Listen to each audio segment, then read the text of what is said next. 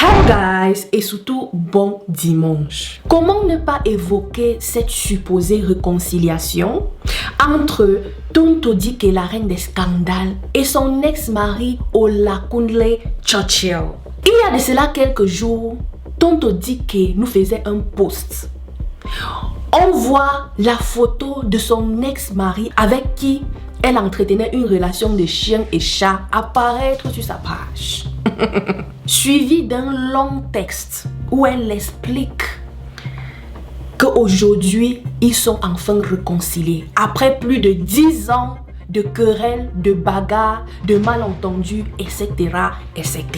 Cette nouvelle a secoué la toile. Cette nouvelle a touché les gens. Cette nouvelle nous a émus au point où cette nouvelle a fait couler des larmes aux gens. Comme vous entendez là. Mais vous allez me demander, mes partis, qu'est-ce qu'il y a de si spécial dans cette réconciliation? Je vais tout vous raconter dans cette vidéo. Donc, si c'est ta première fois de voir ce joli visage, installe-toi confortablement, cherche un truc à manger ou à grignoter, because it's about to go down. Let's begin.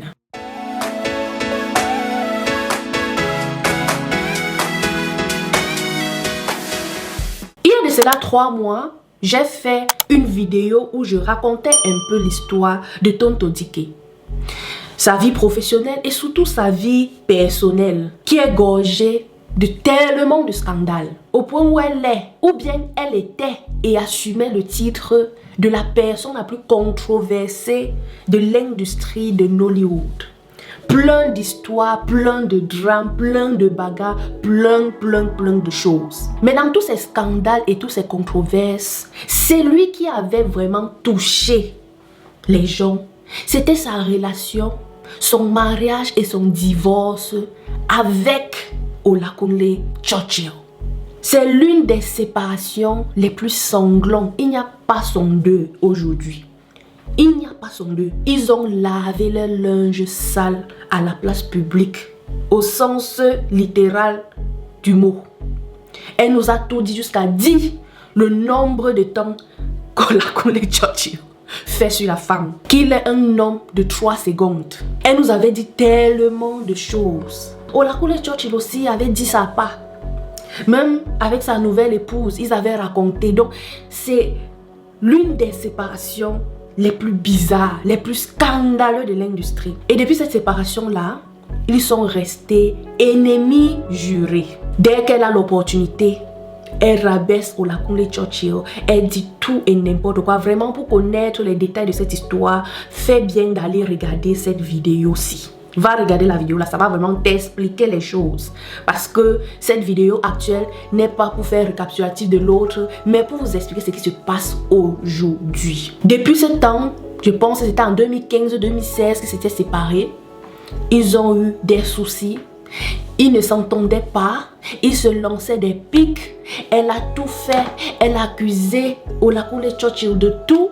Tu m'avais dit que ton père était le fils d'Obasanjo ou bien un membre de la famille de l'ancien président du Nigeria, Obasanjo, sans savoir que ton père était qu'un jardinier. Oh, je n'ai jamais connu son père. Oh, c'est moi-même qui a payé notre mariage. Il n'a pas d'argent, c'est un féman. Vraiment, c'est un brouteur. Il n'a rien, patati patata. Elle s'est même déguisée en homme pour aller dans l'école de son fils pour dire qu'elle sera la mère, le père de son fils, que son fils n'a pas besoin de lui. Insulter, calomnier, rabaisser, traîner dans la boue. Vraiment, je ne saurais comment qualifier ça. Mais une chose a toujours été sûre et certaine. Que Tonto Dikeh est une personne qui a un problème grave de colère et d'addiction. Surtout le mbanga. Elle fume énormément. Elle-même le dit qu'elle fume comme une cheminée. Et c'est depuis ses 13 ans qu'elle a commencé à fumer parce que son père était aussi un fumeur. Raison pour laquelle elle exhorte les parents dans son témoignage de garder certaines habitudes toxiques loin des enfants. Parce qu'elle avait vu son père fumer, raison pour laquelle elle-même elle s'est mise à fumer. C'était celle-là qui voulait toujours tout faire pour être au centre des discussions. Et on a pu voir ça dans son parcours. Quand les actrices cachaient leur BBL, cachaient qu'ils ont retouché leur corps, retouché ici, Tonton Dikeh a décidé de filmer son processus, d'annoncer qu'elle va se faire opérer, assumer devant la caméra que oui, c'est ce que je fais, je l'assume. Faire les tatouages, prendre des rôles que personne ne voulait, prendre des rôles assez controversés dans Nollywood de l'époque là, parce que Nollywood de l'époque était très conservateur. Aujourd'hui, vraiment, les choses sont un peu plus, on va dire, légers. Chacun fait ce qu'il veut, on s'embrasse, on fait l'amour dans les films comme on veut, ce n'est plus un souci. Jouer les rôles de prostituée ou de fille de joie n'est plus un problème, mais à l'époque c'était un truc tellement tabou. Mais elle le faisait sans complexe parce qu'elle voulait toujours à tout prix être au devant de la scène. Elle voulait que c'est toujours d'elle qu'on parle, donc elle voulait toujours sortir du lot, elle voulait toujours se faire remarquer. Donc, Tonton Dikeh a toujours eu ce parcours-là parce que c'est très important de signaler ça avant d'avancer dans ce qu'on va dire plus tard. Elle a toujours eu cette habitude d'aller à contre-courant pour pouvoir attirer l'attention des gens. Bagarrer, injurer, raconter les trucs, dire des choses insupportables. Je me rappelle qu'elle avait eu son problème avec Mercy Johnson. Elle allait tellement loin au point de dire que la première fille de Mercy Johnson était laide, sa première fille Charity, qu'elle accouchait un laid bébé, que Dieu la préserve de ne pas épouser un homme comme le mari de Mercy Johnson qui va la faire travailler seulement 14 jours après son accouchement. Donc elle était vraiment une fille qui racontait tout et n'importe quoi, qui était une sauvage, on va dire incontrôlable. Elle pouvait être très amie avec toi au point de mourir pour toi, mais le lendemain, elle était la première à te déchirer devant la place publique, à t'insulter et à divulguer tous tes secrets, tout ce qu'elle a pu apprendre de toi. On a pu voir ça après son amitié avec le fameux crossdresser, le fameux transgenre Bob Risky. Ils étaient tellement amis et je crois même que leur amitié à l'époque était toujours pour attirer l'attention parce que te présenter comme un homme qui s'habillait comme femme à l'époque était vraiment tabou. C'était un truc qu'on n'avait jamais vu. Et pour pouvoir attirer l'attention sur elle, elle a décidé de se lier d'amitié avec lui pour pouvoir toujours nourrir sa popularité, pour toujours être au centre des discussions, au centre de l'attention. Donc, pendant tout son parcours, tout ce qu'elle a fait, tout ce qu'elle a fait, c'est aller à contre-courant. On a aussi vu ça quand elle a décidé de se lancer en politique. Toujours pour se faire voir. Bref, vous allez dire que Paty, est-ce que tu es dans sa tête pour savoir ça? Elle-même, elle le dit. Elle a donné un TED Talk. Vous connaissez ce qu'on appelle les TED Talks? Ce sont un peu les séminaires ou les conférences où quand tu es une personne publique, on te donne un sujet qui te caractérise et on t'invite pour que tu viennes en parler. Elle était venue parler de la controverse en fait. De là de devenir une personne controversée. Elle parle énormément d'elle dedans. Elle dit comment, voici ce que tu dois faire pour toujours être au centre, pour être une personne controversée, pour aller à l'encontre de l'opinion publique et tout. Donc elle parle de ça ouvertement, je n'invente rien. Maintenant revenons à ce qui nous concerne. Je suis Tonton Dikeh sur les réseaux depuis longtemps. Depuis l'époque où je regardais les films nigériens et depuis que les acteurs, les personnes publiques ont créé des comptes sur Instagram. Et dernièrement, j'avais remarqué un truc. On ne parlait plus beaucoup d'elle. Elle avait échoué en politique, on ne l'avait pas élue. Et depuis ce temps-là, elle était un peu, on va dire, calme quoi. On la voyait juste poster les petits trucs sur le net, ses sorties, comment elle tant qu'elle vive la belle vie. On est aussi en train de voir comment elle travaillait dans ses différentes organisations. Vraiment pour tout savoir sur elle et ce qu'elle fait, patati patata, va regarder la vidéo-ci. Après cette période-là, j'ai personnellement remarqué qu'elle postait un peu déjà trop les choses de l'église. J'ai dit, vous êtes sûr que la fille ce n'est pas dans l'église? Pour la femme, si, parce qu'elle a 40 ans quand même. Après, elle dit, ah, peut-être elle fait aussi pour faire. Un peu, elle a commencé à poster, surtout ce pasteur Jerry. C'est un pasteur qui a un ministère et la plupart de leurs messes sont sur YouTube en fait. Ils font ce qu'on appelle les live streams. Ils font les lives tout le temps. Ils prêchent en direct. Ils opèrent des miracles. Ils font des choses et tout. Ils peuvent être sur les lives toute la nuit, toute la journée. Bref, ils sont toujours sur des lives. Il fait énormément de lives. Vraiment, j'admire l'énergie quoi. Et il le fait avec tellement d'énergie. Crier, ceci, cela. Vraiment, regardez un petit clip de ces lives là pour comprendre ce que Jacques dit.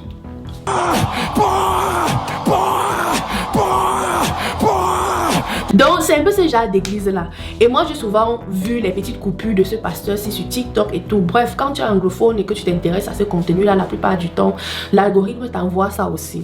Donc c'est un pasteur assez controversé, aimé de plusieurs chrétiens. Vraiment, ce n'est pas de lui dont on veut parler ici. Je vous dis seulement que vous comprenez un peu. J'avais constaté qu'elle avait commencé à poster les choses de ce pasteur. Chaque fois qu'elle mettait des petites citations sur le net, c'était toujours autour de l'église. Et moi, perso, je disais, ah, enfin, si à cause de l'église, elle va devenir une personne un peu plus raisonnable, une personne moins controversée, pourquoi pas? Si c'est là-bas qu'elle va trouver sa paix, pourquoi pas? On n'est pas contre ça, c'est une bonne chose. Jusqu'à ce qu'un jour, je vois une vidéo faire le buzz sur le net. Une vidéo où on voit une tante Dike en train de donner un témoignage disant comment elle a été touchée par le Saint-Esprit. Vraiment, elle est libérée. Que depuis qu'elle est née, elle n'a pas de paix. Et que ça fait près de 27 ans qu'elle fume comme une cheminée. Elle a commencé à fumer qu'elle avait 13 ans. Que Dieu l'a libérée de l'esprit de la cigarette, que ce n'est pas qu'elle est en train de lutter pour ne plus fumer, mais tout coup son corps ne réclame plus une clope. Et que Dieu ou l'Esprit Saint l'a aussi libérée de l'esprit de la masturbation. Parce qu'elle explique dans ce témoignage-là que depuis qu'elle est petite, elle a toujours fait les couches de nuit. Elle rêve où elle est en train de se toucher, ou elle est en train de rêver comment elle est en train de faire des trucs très compliqués dans le rêve. Donc, elle est en train de donner ce témoignage-là, disant comment Dieu travaille beaucoup sur elle, ou Dieu est en train de travailler sur elle. Et ce n'est pas aujourd'hui que ça a commencé, que ça fait près de 2 ans et demi. 2 ans et demi que le Saint-Esprit a commencé à travailler sur elle. Parce qu'avant, elle pensait toujours qu'elle était trop grande pour aller à l'église, qu'elle à l'église va ternir son image. Mais à un moment, elle est restée, elle s'est dit, mais de quelle image parle-t-on? What are we talking about? What image are we talking about? Que je n'ai pas d'image, que l'image que c'est une image souillée. On me voit comme cette personne qui est folle, tellement controversée, pleine de scandales, qui a une longue bouche, comme on va dire comme ça là, qui aime insulter, être dans des problèmes. C'est quelle image qu'elle veut protéger. C'est comme ça qu'elle a commencé à aller à l'église. Et que, il y a de cela quelques temps même, une fille l'a contactée sur Instagram disant que je suis ta soeur, parce qu'apparemment son père avait fait un enfant avec une autre femme et avait abandonné cette fille là quand elle avait seulement 5 mois. Et que normalement elle ne voit pas les messages sur les réseaux parce qu'elle reçoit tellement sur Insta. Mais Dieu a fait grâce, elle a vu ce message là ce jour là. C'est comme ça qu'elle a répondu à ce message. Elle est entrée en contact avec cette jeune femme. Elle a pu réunir son père et sa soeur, quoi. Sa soeur, on va dire, comment on appelle ça? Et sa soeur d'une autre mère en fait. Et que à l'instant qu'elle a donné ce témoignage, c'est là les deux sont à l'église et elle rend grâce à Dieu. Parce que ce que Dieu a fait pour sa famille, vraiment, elle ne saurait expliquer. Qu'enfin elle est en paix, elle a retrouvé sa paix. Quand cette vidéo de son témoignage a fuité, les gens étaient vraiment mélangés, les opinions étaient mélangées. Les gens disaient, ah, peut-être qu'elle est encore en train de chercher l'attention, peut-être qu'elle est encore en train de chercher le buzz. C'est comme ça que le pasteur Jerry, là même, est venu parler de ça. Que lui-même au départ, quand il a vu comment elle venait déjà à l'église et tout, lui-même il était sceptique quoi. Il disait que ah, la femme c'est elle fait quoi ici? Mais qu'il voyait comment elle s'impliquait dans les activités à l'église, elle faisait les choses. Et qu'un jour elle est venue dans son bureau et elle a dit comment vraiment elle veut vraiment se consacrer à Dieu. Elle a ressenti cet appel là et tout. Et qu'elle aimerait donner sa vie à Jésus en fait. Et que même le pasteur lui-même il a dit qu'il était sceptique, raison pour laquelle il a dit que tu sais quoi, tu vas d'abord commencer à servir. Elle a dit oui, j'ai déjà commencé. J'ai déjà commencé à servir, j'ai déjà commencé à m'impliquer. Et lui-même, il avait vu. Ok? Donc, même le pasteur a donné ce témoignage en disant que au départ, il n'était pas vraiment convaincu. Mais qu'aujourd'hui, il est convaincu qu'elle est prête à changer de vie. Elle est prête à naître de nouveau. Elle est prête à être une personne, bon, habitée par le Saint-Esprit. Perso, moi j'étais très contente pour elle, franchement. Comme je voyais souvent les choses qu'elle faisait sur le net, je me disais, ah, la femme si là, elle est normale. Je voyais toujours comme c'était une personne de perturbée, de dérangée. Je ne savais pas, je me disais toujours, ah, peut-être qu'elle a vécu des choses qui l'ont rendue ainsi. Parce que pour qu'une personne porte autant de colère en elle, ça veut dire que cette personne est en souffrance. Je me rappelle encore le voice qui était sorti quand sa relation après son ex-mari s'était finie avec Popo Brilla. Elle était en train de pleurer dans le voice là comme ça, là jusqu'à pleurer dedans, dit comment vraiment, même si je meurs, ne permet pas que mon ex-mari prend mon fils. Il est dans la sorcellerie. Quand on vivait ensemble, il y avait une chambre où il avait dit qu'il ne faut pas entrer dedans, que vraiment c'est un homme compliqué, ne permet pas qu'il touche mon fils, patati patata. Donc je voyais vraiment que c'est une femme en souffrance. Et si tu vas là à l'église et que l'église t'aide à enlever cette souffrance-là, enlever ce poids-là de tes épaules, pourquoi pas? Moi, perso, j'étais ravie pour elle. Malgré le fait que les gens trouvaient que peut-être c'est encore un autre schéma qu'elle veut nous sortir. Parce que quand elle veut faire ces choses, hey, elle est impliquée jusqu'à... Quand elle décide qu'aujourd'hui, si tu es mon ami, vous êtes partout, on vous voit partout, on fait les trucs, on boit, on mange, on est même dans la main, on s'embrasse même, bouche sur bouche. Donc, je me suis dit, plus vu que ça a dû, si ça a dû et que vrai, elle a trouvé le salut, je suis ravie pour elle, nous sommes tous ravis pour elle.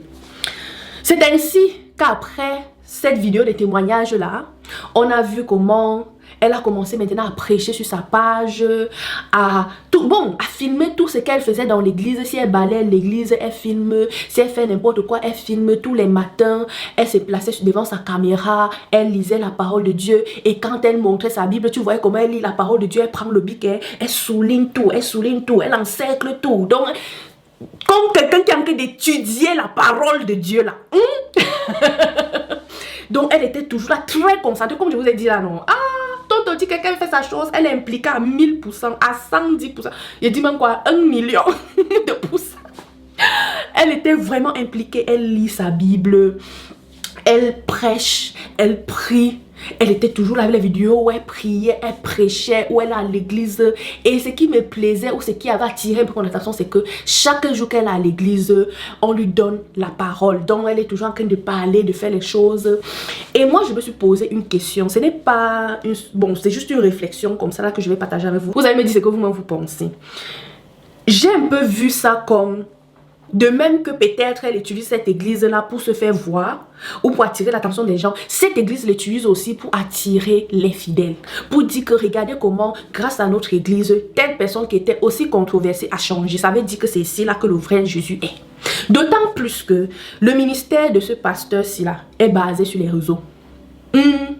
La plupart de ces choses sont sur les réseaux, il fait les lives, donc c'est vraiment un pasteur des réseaux quoi. Il est vraiment, comment il veut dire, à la pointe de la technologie. Ce n'est pas comme les pasteurs old school là et tout, il est vraiment là, il fait tout pour faire le buzz en fait. Donc son ministère est un peu... Pour une créatrice de contenu comme moi, quand je vois un peu les choses, je comprends. Ce sont les choses que si je vous explique, même si vous n'allez pas comprendre, mais comprenez comme je vous dis là. C'est un pasteur qui convertit les gens grâce au réseau, ce qui n'est pas une mauvaise chose en soi. Mais c'est un truc que j'ai vu, parce que je ne comprends pas pourquoi, parce qu'elle est star, dès qu'elle arrive à l'église, tous les jours, tous les dimanches, elle a le micro en train de parler. Il y a plein de ces vidéos, elle est dans l'église en train de parler. Elle est en train de parler. Why? Pourquoi elle a ce traitement spécial? Si elle est vraiment venue pour sa paix, pour donner sa vie à Jésus, et qu'elle vient juste d'arriver, parce que je ne comprends pas pourquoi elle est devant pour parler. C'est vrai, vous allez dire qu'elle est en train de faire son témoignage, mais why?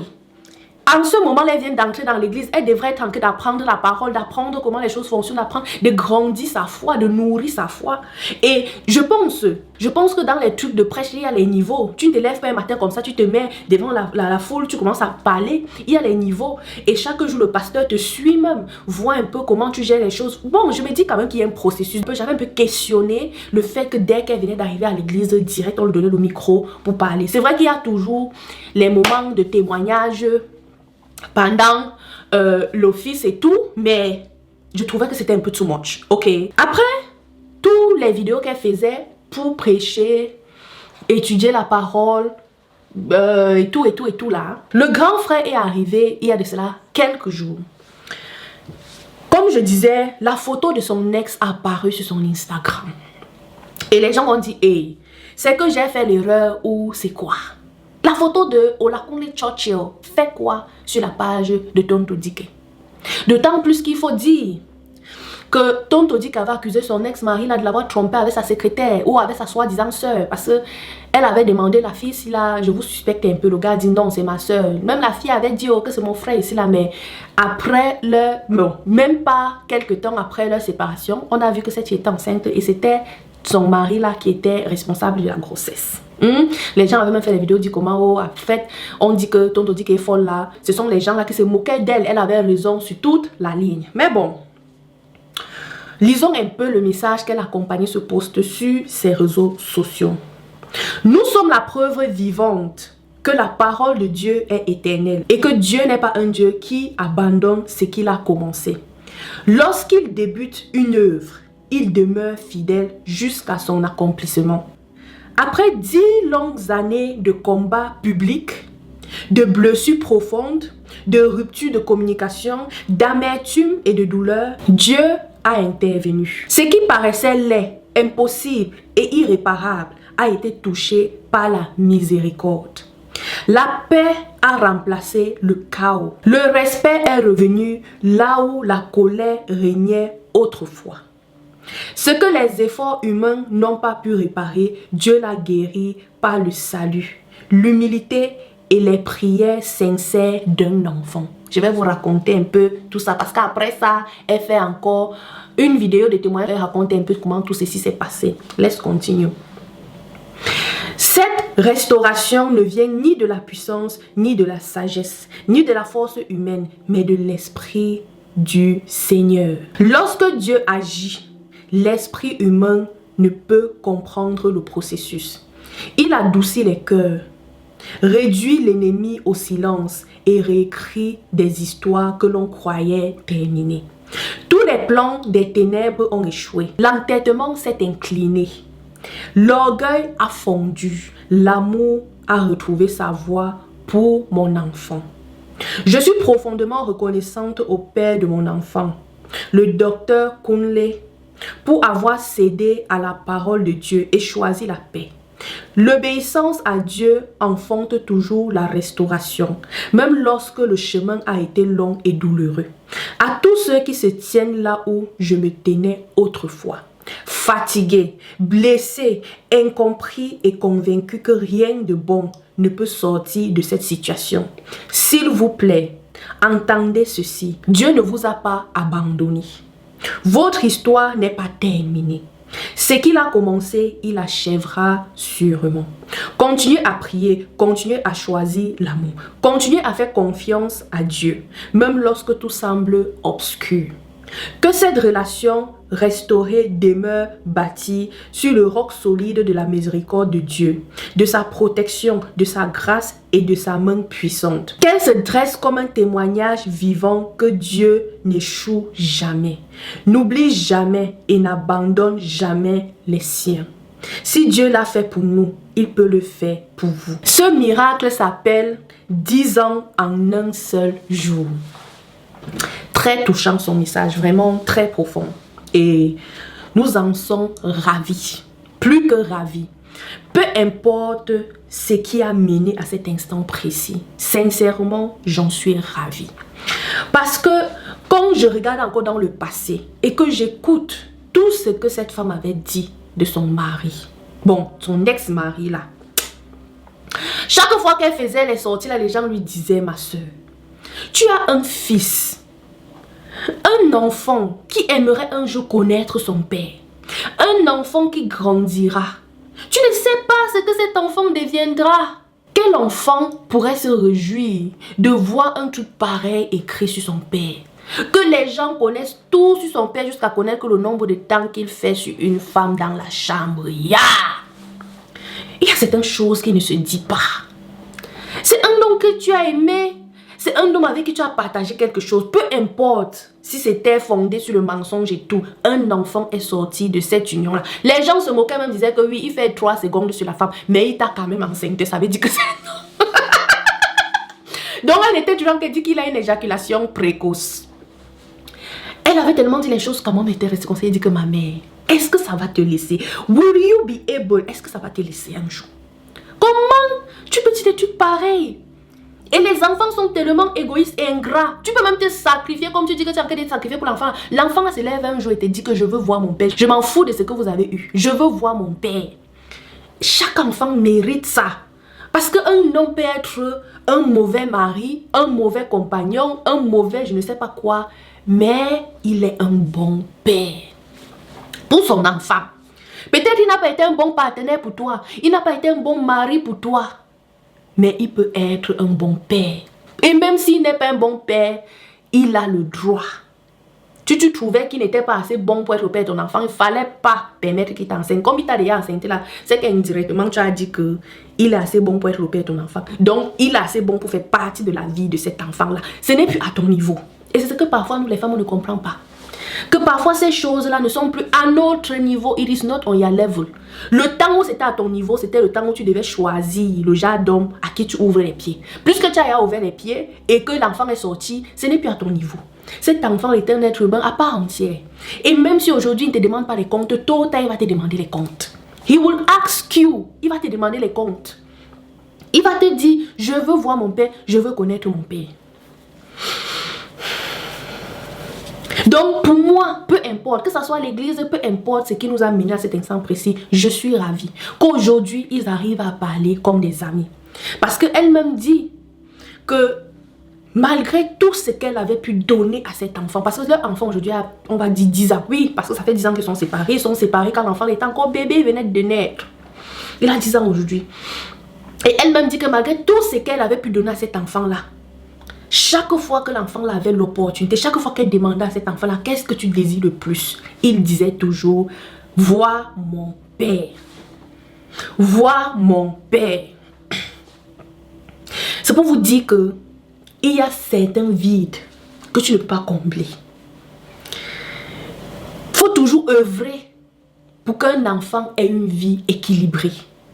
Si le père n'est pas là, que ça ne soit pas parce que toi tu as interdit, que ça soit son propre choix à lui, que lui il a dit que ah, ce n'est pas mon enfant, je ne suis pas là. Oui, là tu peux expliquer ça à l'enfant.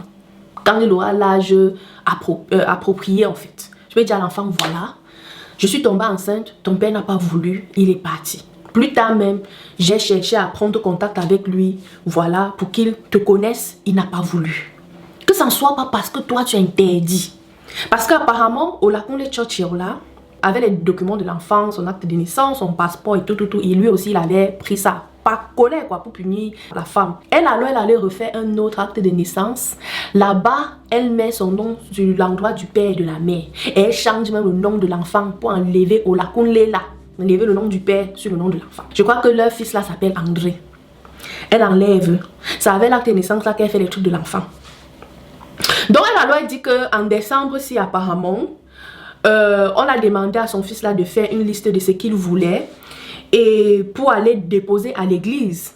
Elle dit que quand elle a déposé ça à l'église, apparemment c'était 2 formulaires. Elle a pris un, elle est rentrée à la maison avec. Sur la liste, tout ce que son fils voulait avait à voir avec son père. Je veux revoir mon père, je veux avoir une relation avec mon père. Quand elle a vu ça comme ça, apparemment elle a commencé un jeûne de 21 jours.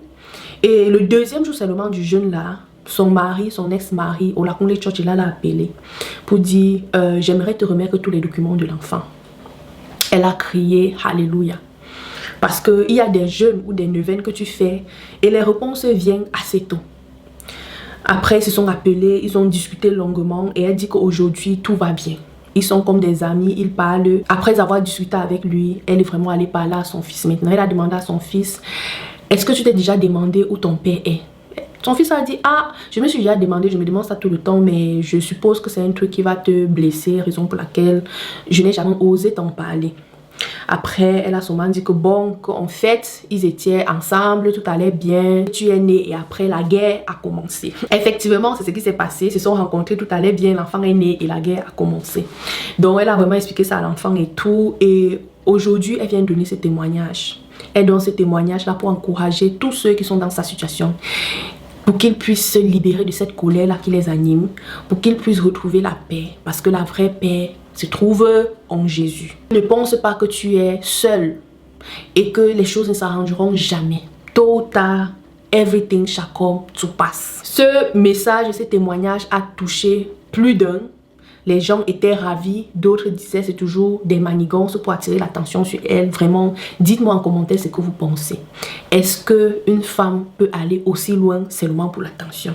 Perso, moi je pense que même s'il y a un peu d'attention dedans, il y a quand même de la sincérité. Franchement. Et moi je suis même plus contente pour son enfant. Je suis contente qu'aujourd'hui, elle a arrangé les choses avec son gars là. Avec le père de son enfant surtout. Parce que pour l'autre là vraiment ça m'avait dépassé. Et il faut aussi dire que vraiment cette femme n'a pas de problème à pardonner hein, ou à demander les excuses hein, parce que des années plus tard quand elle avait eu son fils, elle avait demandé des excuses à Mercy Johnson pour ce qu'elle avait dit là. Parce qu'elle l'a goûté à la maternité, elle a vu que c'est pas facile. Et j'ai même vu que sur son post qu'elle a fait, la Mercy Johnson a liké. Ça veut dire qu'aujourd'hui, non, pas de problème, tout va bien. Avec tous les problèmes que Mercy Johnson a maintenant, avec les Angel Okoro et tout là, ça ne concerne plus Tonto Dikeh. Ils sont passés à autre chose et tout va bien. Les gens comme les Blessing CEOs, aussi une personne publique là-bas qui est tellement controversée, qui est aussi une mère célibataire. Elle a écouté ce message, elle a fait une vidéo en pleurant, disant comment vraiment ton message m'a touché.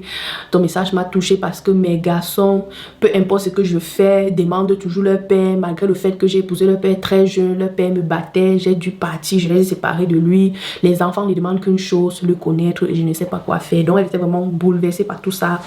Et ouais, j'ai pris seulement qu'elle ne sort pas demain pour insulter tous les hommes de Dieu là-haut. Parce qu'elle a le sale bouchon. Elle peut venir entrer dans ton conseil, voir tous les failles. Après, faire la vidéo pour t'insulter, descendre de ton église. Elle va t'insulter jusqu'à enlever ton caleçon en public. Pour elle, n'est pas loin. Quand elle commence, elle est très professionnelle dans ça. Faut voir les vidéos qu'elle a fait son ex-mari.